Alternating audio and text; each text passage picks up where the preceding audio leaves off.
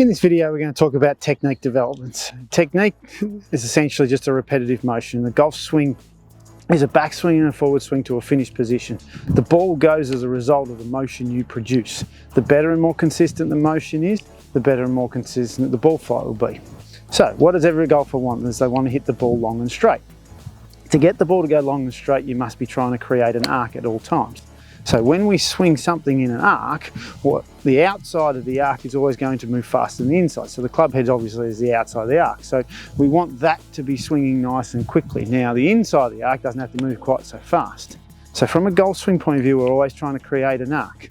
Now to be able to get this to actually move in an arc, what do we need to do? Well, my wrist action can move in one of two directions. I can go back and forward or up and down.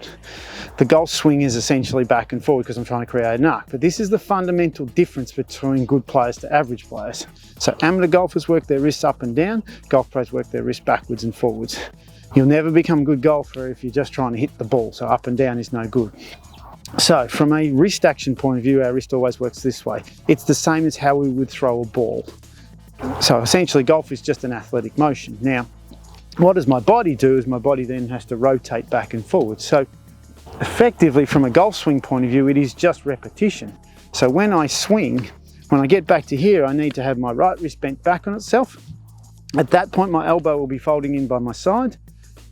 The golf swing at this stage then follows every athletic motion, which is always shift, rotate and throw. So I shift across my base of support, I rotate around my left leg, and then I release at my target. At the end of the swing, my weight finishes on my left heel and I'll be balancing on my right toe. So from a practicing point of view, the technique of the game is a repetitive motion. So all you need to be able to do is repeat checkpoints. So from a swing point of view, do lots of practice swings working on what you need to do. So if I'm going to throw, hinge my wrist, rotate my torso and throw it back out in front. From a golf point of view, if I swing back to this point here, I need to be able to say, yes, I'm doing it correctly. At that point, my right wrist is bent back on itself, my elbow's by my side, my body's rotated. I want to shift back across my base of support and then rotate through to my finished position. At the end of the swing, weights on my left heel, balancing on my right toe, and I'm facing my target. So from a practice point of view, do lots of practice swings where you work on your checkpoints. Checkpoint on this side, checkpoint on that side. It is just a repetitive motion. The ball just happens to get in the way.